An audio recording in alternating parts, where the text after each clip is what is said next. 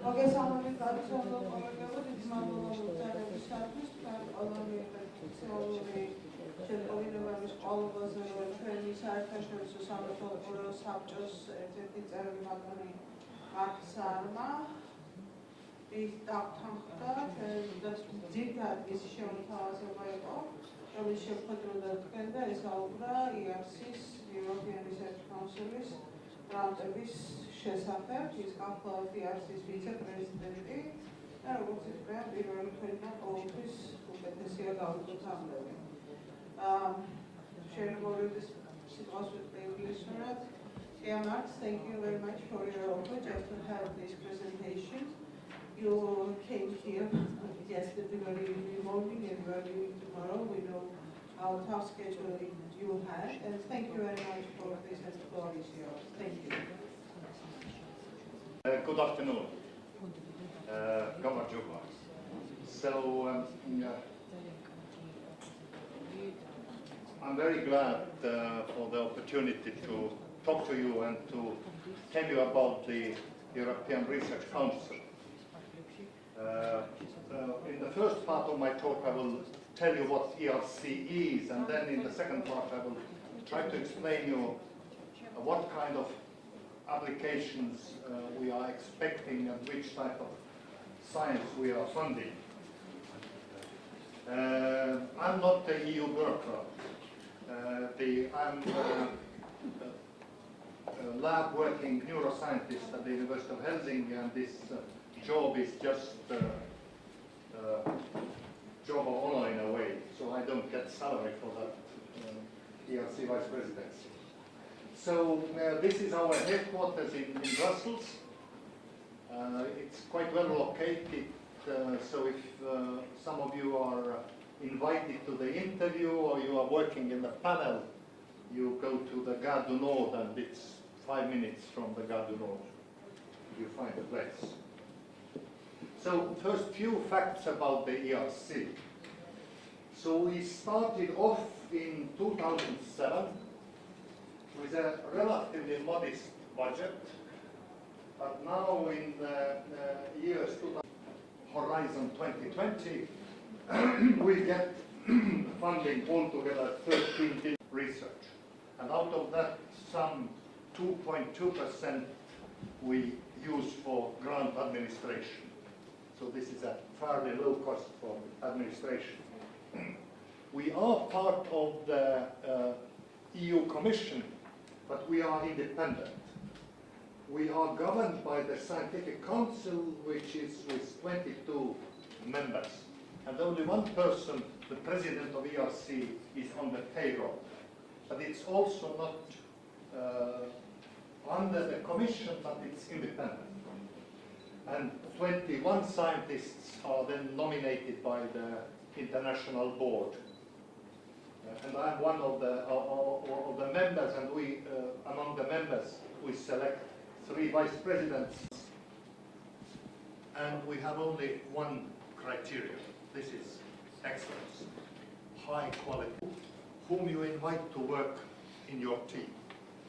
And in advanced grants, we even don't require that you have a scientific degree. You can apply having not a scientific degree if you have to allocate funding to really bright ideas. We also try to enhance mobility, and we are aware that American scientists compared to European scientists compared to American scientists have relatively low mobility. And in many countries, I think we have very difficult. So the aims are to enforce frontier research, raise the level of ambition.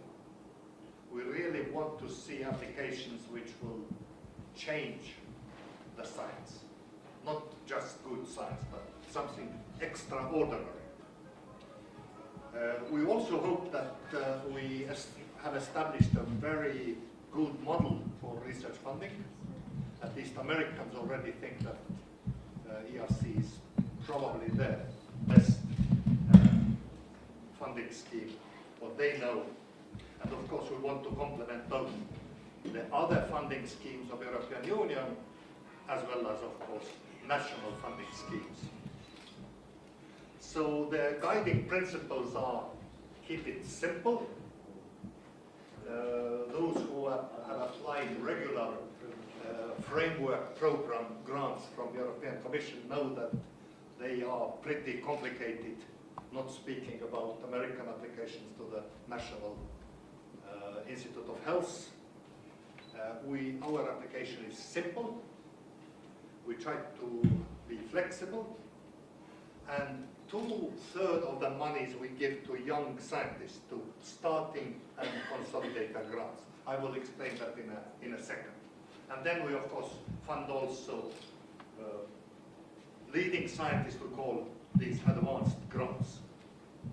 We promote excellence, irrespective of nationality, age, or field.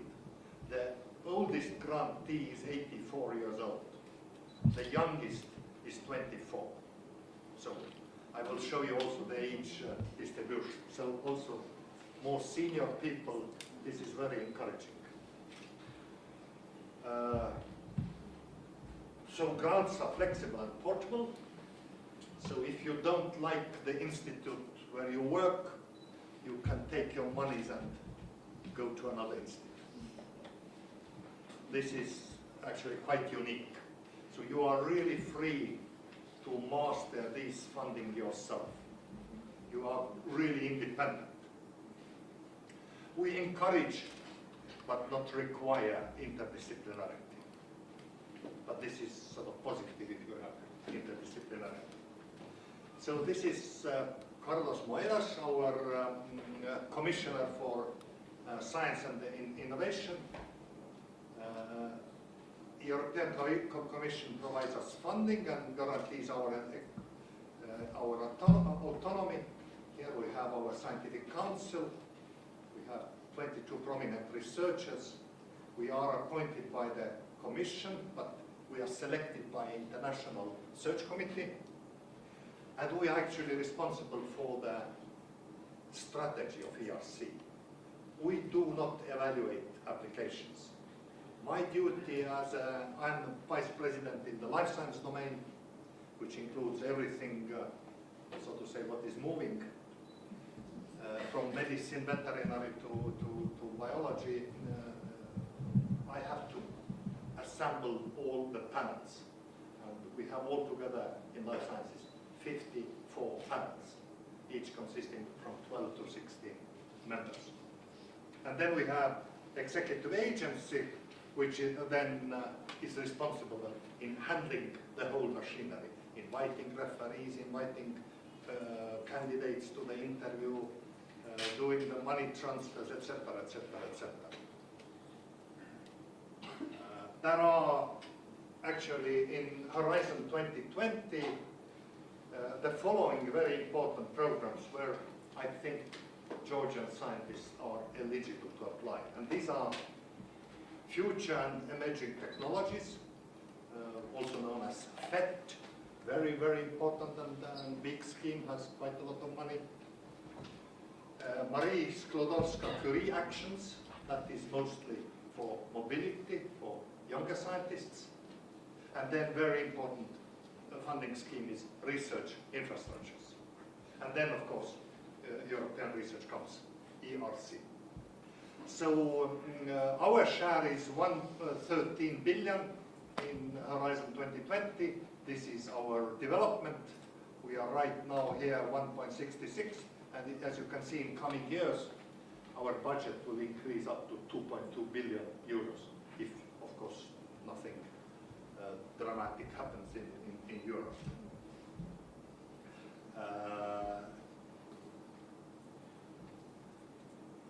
This is the list of the Scientific Council. We are led by Jean-Pierre Bourguignon, a French mathematician, and then Nuria Sebastian Galles is the Vice President for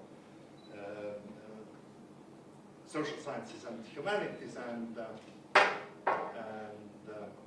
Klaus Bock, a chemist, is the Vice President for Physical and Engineering Sciences. So, how to apply? What kind of grants So we have currently 4 types of grants. The most important grants are starting grants, consolidator grants, and advanced grants. And once you have received one of these grants, you can apply also for the 4th grant, which is called proof of concept. But that is only for the grantees. So the starting grants, you can apply, you have to have PhD, and you apply your independent researcher career. You are about to start your own research group that you have done high quality science by your high quality publications. So this you can apply 7 to 12 years after your PhD. Here we expect that you are already running local and international grants. So you are already sort of almost a level of the full professor. €1 million for 5 years. And then we have advanced grant. Here, as I said, we don't need an outstanding scholar that you have done already groundbreaking €4.5 million for 5 years to work on the topic what you have chosen, what you like to do. And then we have had 2 rounds of so-called synergy grants, but we don't have them now. We are currently discussing whether to continue or not to continue with these grants. These are for 2 to 4 outstanding scholars which work on something very, very new, on interdisciplinary problem where expertise from different areas are needed. For example, people from physics and ophthalmology have joined forces to develop new devices for the treatment of eye and eye diseases. These are very big grants. These are 15 million for 6 years, but as I said, they are currently on hold. We are evaluating whether or not to continue. So we offer money to work on research topic on your own choice. You have a true financial autonomy for 5 years. You negotiate with your host institution best conditions. Many institutions in Europe use the so-called matching funds. If you bring this grant, the institute gives you equal sum. But if you don't like how you are treated, you can walk away and find a new host institution. Everyone working in planet Earth can apply for ERC funding. The only condition is that you have to work 50% of the time in one of the EU or associated country. As I understood, Georgia has not yet signed the association agreement. So you can apply, but then you have to work 50% in some of the country. Once you have signed the association agreement, which is almost ready. Yeah, actually, this is not quite true because we are allowed to participate even 50%. Oh, okay, okay, good, good, yeah. I didn't know that. We have this permission from Okay, 2016 January, right? Excellent, yes, excellent. That's Yes, very good. working. Yeah. So you can move your grant, but if you move to United States and work there, then you have to give up your grant. That has happened quite often. ERC is becoming actually a very strong quality label. Universities along the Europe compete with each other who has more ERC grants. And there are already many rankings of universities based on the number of ERC grants. As I said, we are divided into 3 categories: the life sciences, physical sciences and engineering, social sciences and the humanities. I don't go through these topics because you can find that in great detail on the web page of the ERC. But I'm myself working in this area, neurosciences and neuronal disorders. So if you work on brain or brain diseases or neurological diseases, or brain imaging, so it's a right place to apply.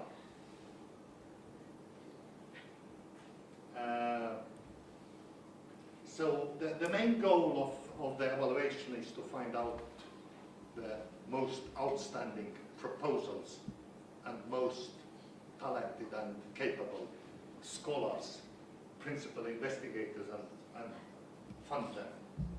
As I said, we have only one criterion, excellence. Method is peer review. We have 25 panels in 3 different domains, 10 in physical sciences and engineering, 9 in life sciences, 6 in social sciences and humanities. And we have for each starting grant, consolidated grant, and advanced grant own panels. And to allow the panel members 54 panels. So this is quite a lot. Each panel consists of the chair and from 12 to 16 members. Your countryman, Dr. Kokaya, is working in one of the panels. I can't reveal in which, but he's doing that job. We have 2-step evaluation. First step, and then the best are selected to go to the second step. So what really counts is you have to have a bright, original, and exciting idea. Many Nobel Prize winners have not received the ERC grant because we do not give the grant for the past achievements.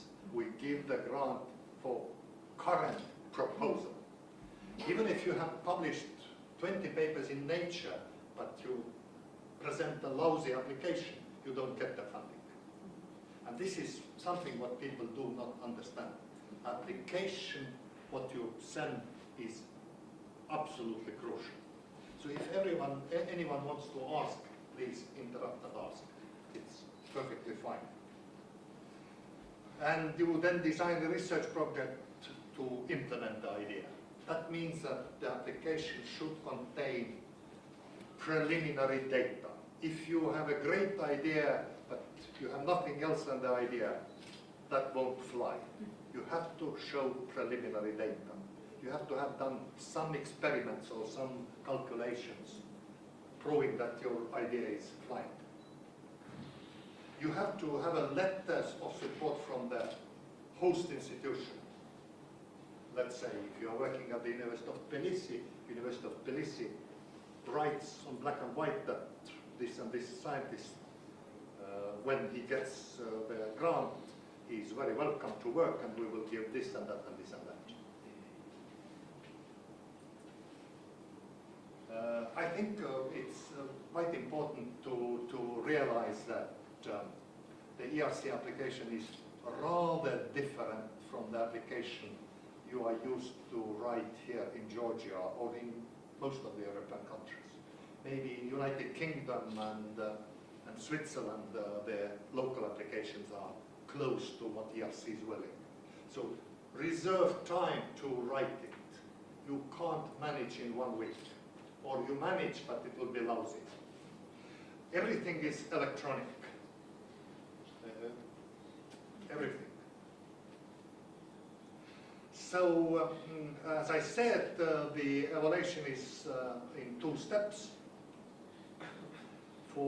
In step 1, the panel members evaluate your application, and you submit by the deadline an application which consists of 2 parts.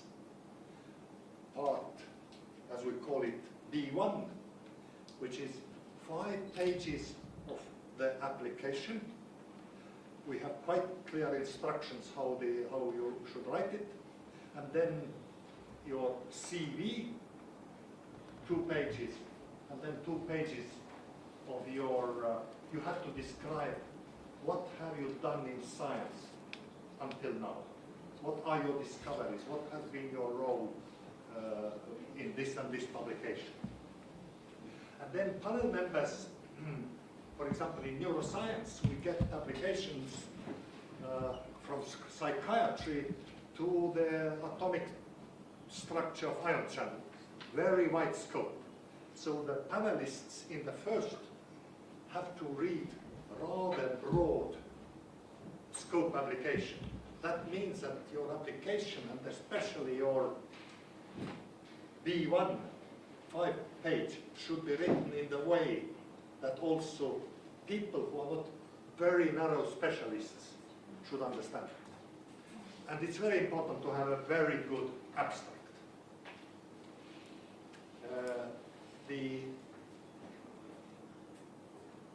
It comes here, yes, I did remember what I have it.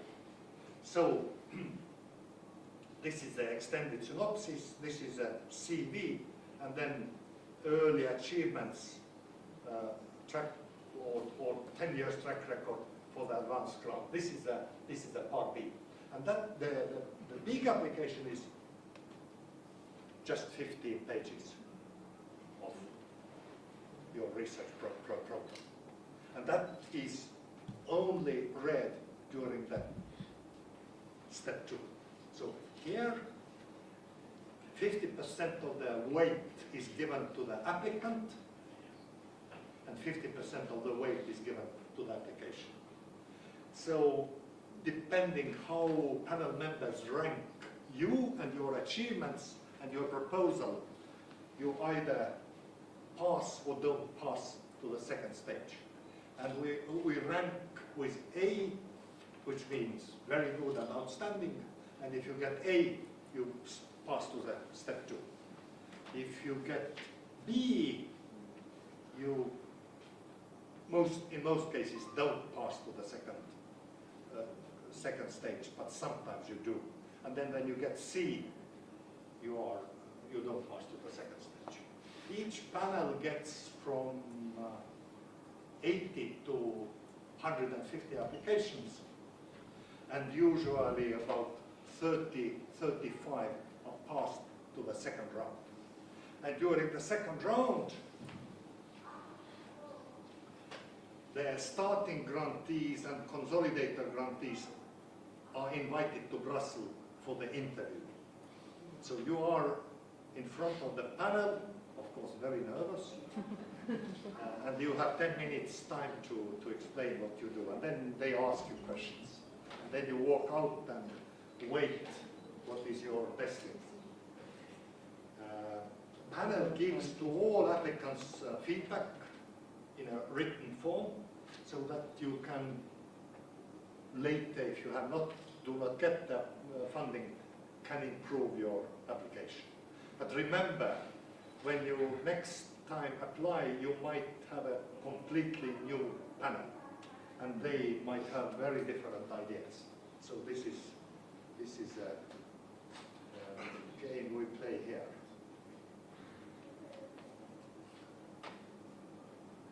So this is groundbreaking nature, potential impact, scientific approach. These are very important for an investigator. Intellectual capacity, creativity, commitment. Some people say that, oh, well, if you don't have nature and science papers, don't apply. It's not true. It's not true. There are hundreds and hundreds of scientists who have received ERC grant with a single nature or science paper. Many, many major breakthroughs have not published in Nature. I remember that those who work in life sciences probably know the name of Fred Sanger. He published his famous DNA sequencing method. He got the Nobel Prize in Phelps letters, Impact 3. We both know working in neuroscience that the discovery of ion channels was rejected in all top journals because they thought that can't be true that cell has holes. Finally, it was published in very low impact local journal, but got also Nobel Prize. This is statistic to show you that that we have really panel members from all over the Europe and world. We have, as you can see, with yellow, quite well represented also ladies. This is age distribution of applicants. You can see that it's really oriented to young scientists. And this is the age distribution of the grantees. You could conclude that once you are 75, your success rate will increase very high. This is not true. This statistics is very small. It's probably 1 or 2 cases. But as you can see, the success rate is somewhere in around 10–12%, which is fairly low. So 1 out of 10 will get the grant. They are very, very competitive grants. There are many possibilities to widen your eligibility window. That means that, having said that you can apply starting grant from 2 to 7 years after PhD, these are the possibilities to widen this margin. Maternity, paternity leave, military service, medical training. For example, in my country, most of the people who get MD and then go specialization to get degree in special narrow medical area have to spend from 3 to 5 years there. And then you don't do any PhD during that time when you do the specialization. So there is actually no limit to total extension if this is justified.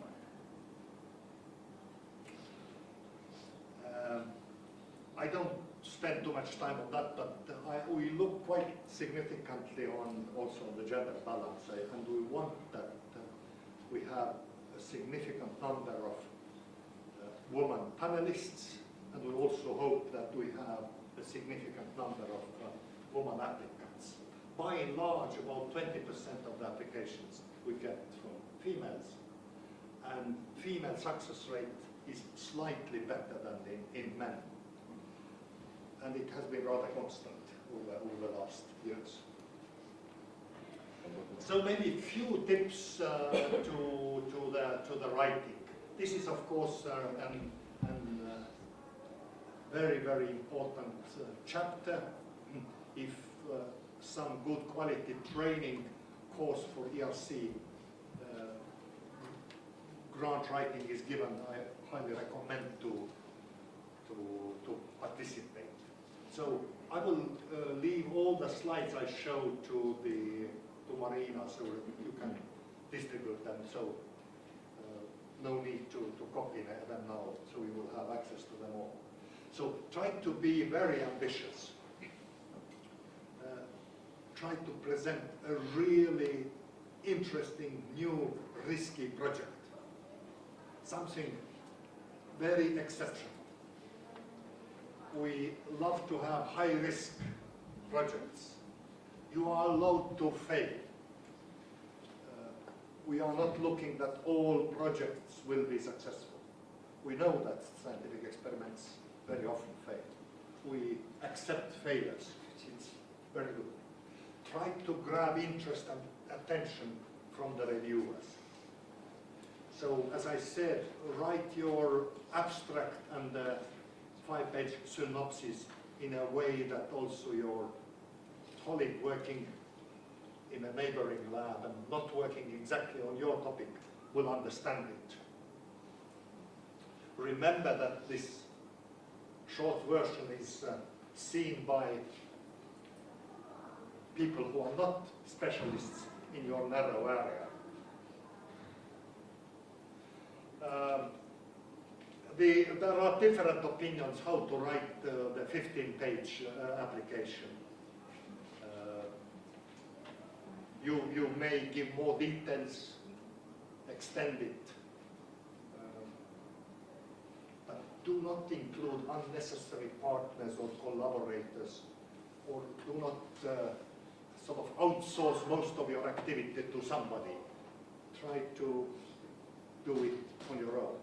Don't put too many ideas under one umbrella. try to sell one great idea.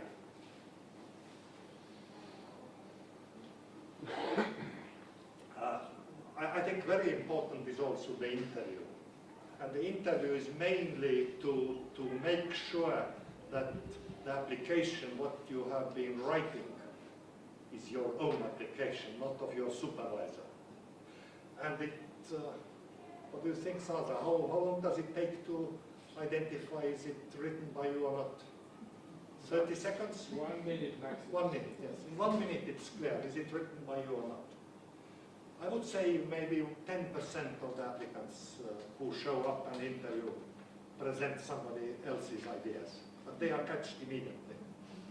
And they are then immediately out also. Practice your presentation 10 minutes, very thoroughly. And again, try, because in the panel is listening you, they are generalists that make yourself understandable. Yeah, and it's very enormous to be nervous. It's probably the most enjoyable part of the whole referee system. As a vice president, I have to visit panels to see that they work well, and it's really a great joy to listen the young talent. You see really many, very, very talented people.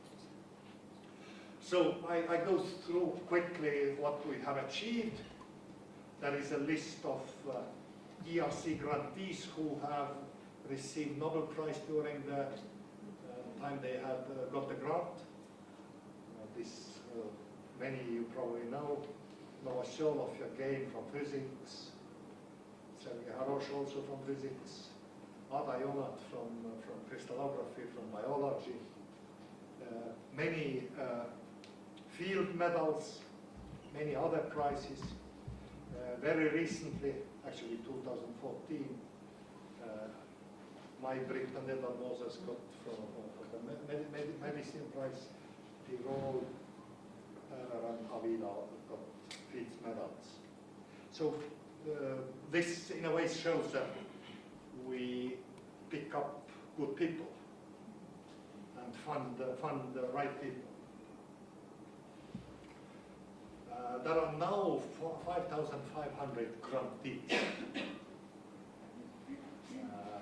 in 66 nationalities from 32 countries.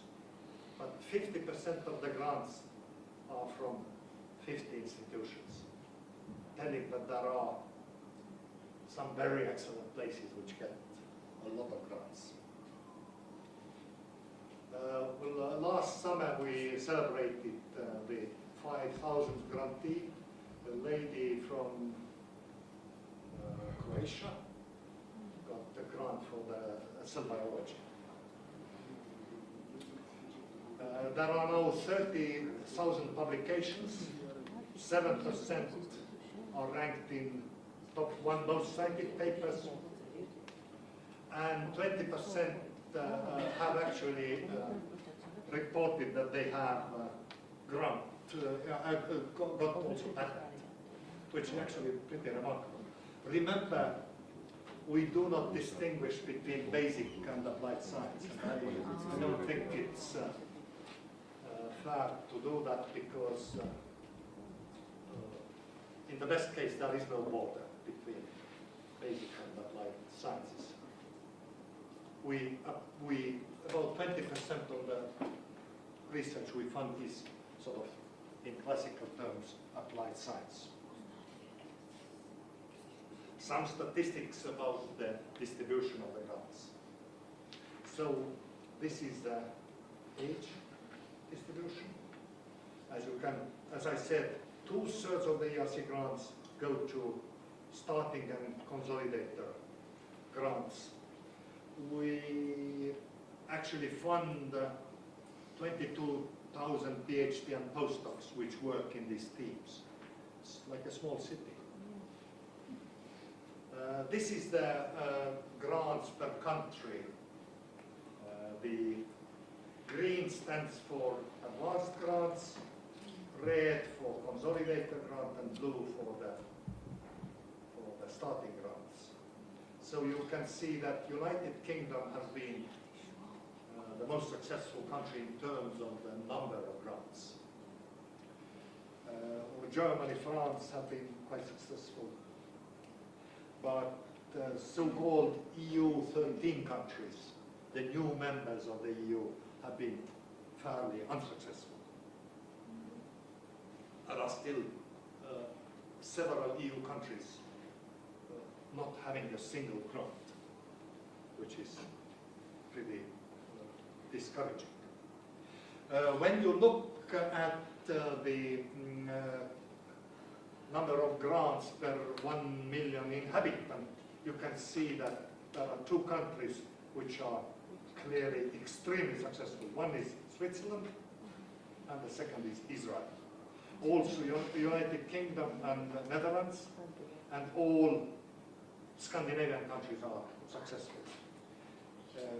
EU 15 is really doing very poorly. And part of the reason is that they have no experience to write these type of grants. Then we have done also statistics. The success rate per country, again, Switzerland and Israel are very high, and here France and Netherlands are very high. The distribution of grants is pretty well correlated with funding to the R&D in the country. So the more the governments and the industry are funding R&D, the better usually the people are also performing in ERC. It's also quite well correlating with top publications and citations.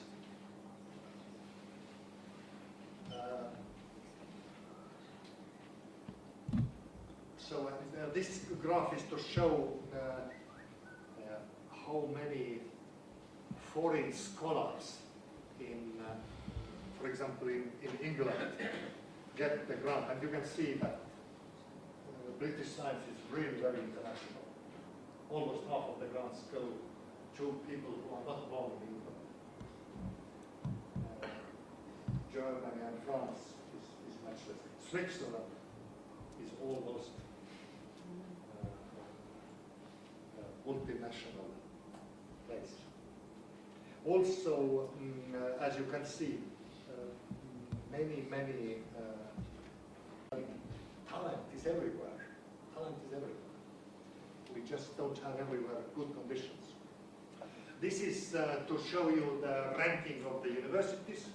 You can see that British universities again do extremely well. Oxford is number 1. It's probably good news. Cambridge is number 2. University College London is number 3. And then Swiss Federal Institute of Technology is doing extremely well. Institute, Hebrew. I'm very happy that also my alma mater is actually doing quite well, doing better than Karolinska. That makes us especially proud. This is a Swedish institute which gives Nobel Prizes. So there are some general problems. The overall success rate is very low. In some years and grant schemes we have had below 10%. So that means that many very good applications are not funded. We just don't have enough money. We have had some difficulties to evaluate interdisciplinary projects. Very often they are not well treated in the panels because of the lack of expertise. Some engineering and technology areas are still either missing or covered. And one very big problem is really the low success rate of EU 13 countries. So these are very important things to work. So I'm about to finish, to show you also some of the deadlines which are coming, and then give you also some of the links to the websites where you can get additional information. And I thank you for your attention.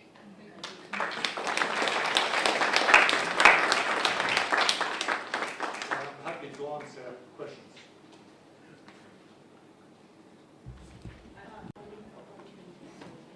No.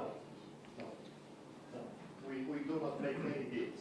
We fund the project, we give the money, but you can all, of course, fund the same project with some other money, but then you have to tell that also in your application. But we do not fund jointly officially. Right, thank you. And another question, is it in the space of interest to fund the startups for the industrial projects? So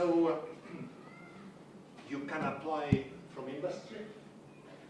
Your project can be very applied, very industrial, but it has to meet one criteria. It should be top class, excellent. We have many engineering projects. So we have many applicants from industrial laboratories, many.